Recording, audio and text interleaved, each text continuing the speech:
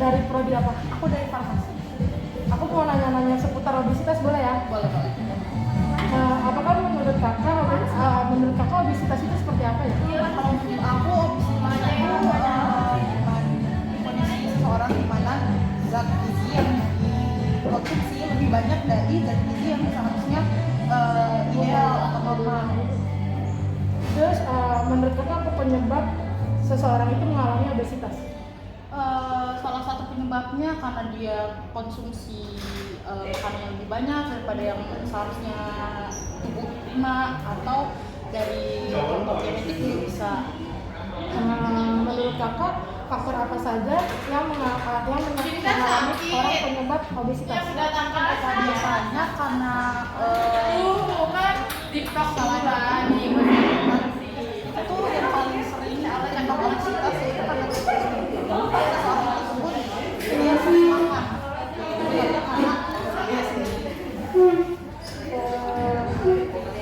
Apakah ada perbandingan yang secara jelas terlihat orang yang mengalami obesitas perempuan dan obesitas laki-laki? Kalau misalnya perbedaan, kalau dilihat yang paling sering dilihat itu tuh kalau misalnya laki-laki dia biasanya lebih lemaknya terdapat di anggota bagian atas, sedangkan di bagian kaki, bagian anggota gerak bawah itu tuh sedikit penyerapan lemaknya, jadi badannya lebih besar di bagian atas daripada bagian bawah. Sedangkan dari perempuan itu badan penyerapan lemaknya lebih merata, bagian atas maupun bawah itu sama. Menurut kakak, jika orang tuanya mengalami obesitas, apakah anaknya akan menurunkan penyakit obesitas juga? Bisa banget, apalagi kalau misalnya anaknya ini tidak menerapkan pola hidup sehat, jadi kemungkinan untuk obesitasnya lebih besar. Menurut kakak, olahraga yang ideal itu untuk orang obesitas apa ya? Biasanya dokter itu menyarankan olahraga yang bersifat kardio atau seperti aerobik atau lari, jalan bisa. Kan kakak dari farmasi nih, menurut kakak apakah orang yang ingin melakukan menurunkan berat badan itu harus mengonsumsi obat? Kalau misalnya menurunkan berat badan tidak harus mengkonsumsi obat, karena konsumsi obat itu bukan faktor utama untuk penurunan berat badan. Faktor utama dari turunnya berat badan yaitu di mana defisit kalori yang diterima itu tuh jumlahnya lebih sedikit daripada kalori ideal kita yang bisa sehari-hari dikonsumsi pada hari-hari. Obat itu disarankan dari dokter biasanya yang berat dengan peternak itu tidak lebih banyak daripada biasanya. Oke kak, makasih ya kak. Sama-sama. Halo kak, selamat siang. Siang juga kak. Maaf sebelumnya, dengan siapa? Nama aku Sehat. Izin minta waktunya untuk nanya-nanya ya kak. Iya boleh kak. Menurut kakak seperti apa sih pola hidup bersih dan sehat itu? Pola hidup bersih dan sehat itu ditandai dengan misalkan sebelum makan kita cuci tangan, menjaga kebersihan sebelum makan itu. Kalau sehat itu kita itu makan makanan porsi yang seimbang gitu. Jadi antara karbohidrat, protein, lemak itu semuanya seimbang. Gak ada yang kelebihan dikit, kekurangan dikit. Maksudnya gak ada yang kelebihan satu, kekurangan satu gitu. Jadi seimbang semua. Apa saja sih yang kita lakukan untuk menjaga pola hidup sehat dan bersih itu? Yang bisa kita lakukan itu yang kayak tadi sih ya Kak, kalau hidup bersih itu sebelum makan kita cuci tangan, menjaga kebersihan atau kalau hidup sehat itu makanannya porsinya seimbang, terus juga jangan kekurangan. Nanti kalau kekurangan gizi juga, kalau kelebihan juga nanti dampaknya ke berat badan kalau ada kekurangan aktivitas fisik kayak gitu. Sejak kapan kita harus menerapkan pola hidup bersih dan sehat? Kalau menurut saya sejak kecil sih ya, sejak usia dini sih harus udah bisa menerapkan pola hidup bersih dan sehat. Lalu mengapa kita harus menjaga pola hidup bersih dan sehat? Supaya kita terhindar dari penyakit. Misalkan kalau misalkan kita makan pakai tangan, kan otomatis kita habis megang apa kena kuman misalnya di tangan. Jadi harus kita cuci tangan dulu supaya kuman itu nggak masuk ke badan kita lewat boleh nggak sih aku minta kakak sebutin contoh pola hidup bersih dan sehat itu apa saja? Boleh. Kalau pola hidup bersih itu ya kayak tadi sih kak, sebelum makan cuci tangan gitu ya, pola hidup bersih. Kalau pola hidup sehat itu kita makan seimbang, misalkan nasi, karbohidrat, nasi, protein, misalkan ayam, terus ada sayuran juga, ada buah juga gitu. 4 sehat 5 sempurna lah kalau sehat gitu. Cukup sekian ya Kak. Ya, terima kasih. Halo Kak, selamat siang. Siang. Sebelumnya Kakak namanya siapa? Ayu. Oke Kak Ayu, aku minta waktunya sebentar ya Kak. Ya, boleh. Tanya-tanya tentang gizi seimbang, boleh kan Kak? Sebelumnya Kakak udah tahu belum sih gizi seimbang itu apa? Gizi seimbang itu kebutuhan sehari-hari yang biasa terdapat ada zat gizinya ya, kayak modelnya protein, karbohidrat, sayur-sayuran. Makanan apa yang Kakak tahu tentang makanan yang di dalam gizi seimbang itu ada apa aja? Tadi yang udah disebutin kayak udah ada karbohidrat, ada protein, ada sayur-sayurannya. Kalau misalkan aku sebutin contoh makanannya nih, kakak bisa ya jawab itu termasuk jenis apanya ya?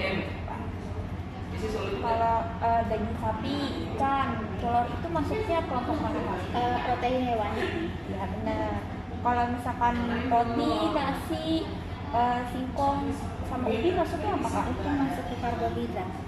Iya benar.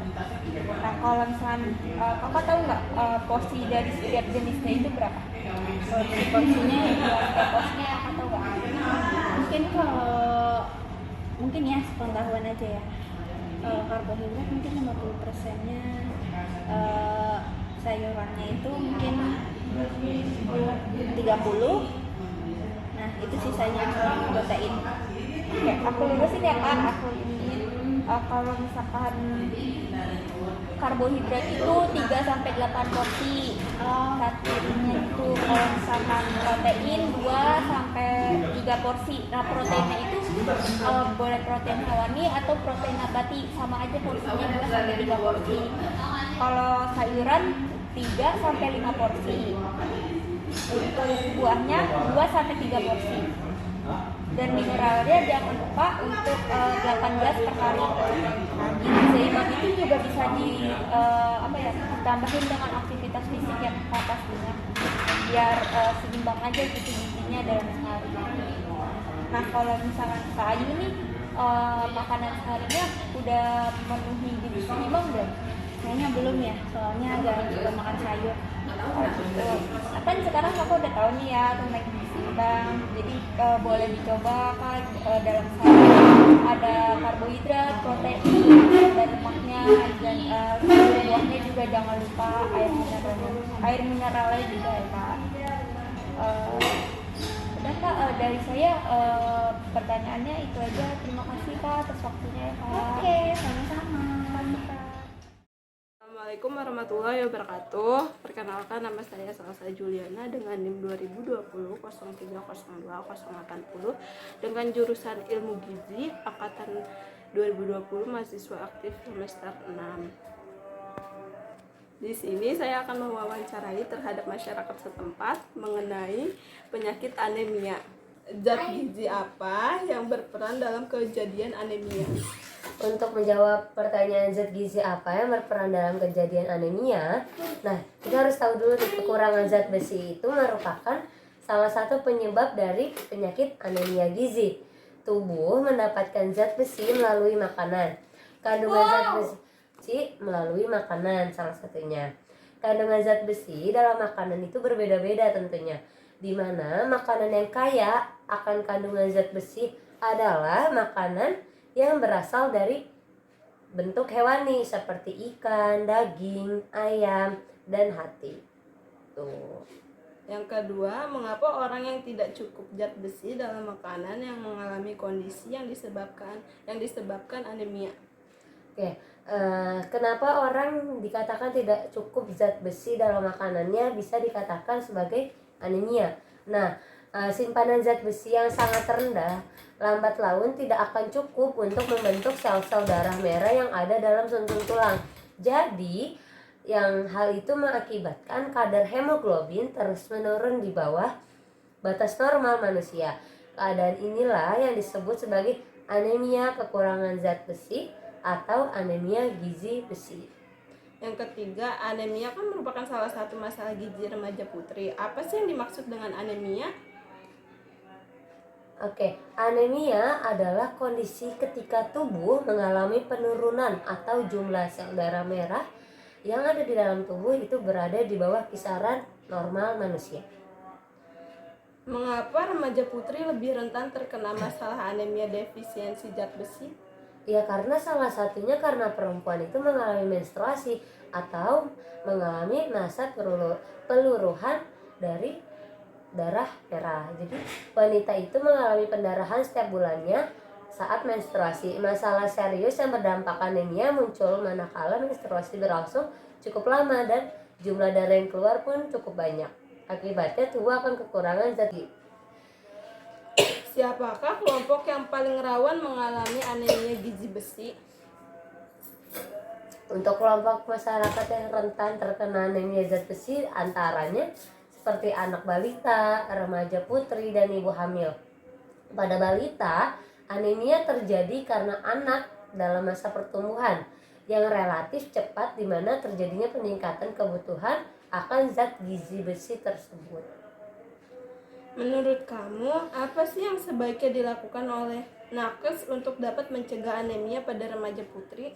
Nah, salah satu caranya untuk mencegah anemia tersebut pada remaja putri adanya pengonsumsian tablet tambah darah atau TTD yang diberikan di sekolahan setiap minggunya tentunya agar dapat meningkatkan daya tahan tubuh. Hal ini juga didukung dengan mengonsumsi makanan yang cukup mengandung zat besi dan protein agar tujuannya tubuh itu dapat membentuk hemoglobin dan dapat menyerap zat besi dengan baik. Penjelasan mengenai penyakit anemia. Apabila selama wawancara berlangsung terdapat salah berucap, saya mohon maaf. Terima kasih atas kesempatan yang sudah diberikan waktunya kepada masyarakat untuk berwawancara. Sekian dari saya, kurang dan lebihnya mohon maaf. Wassalamualaikum warahmatullahi wabarakatuh.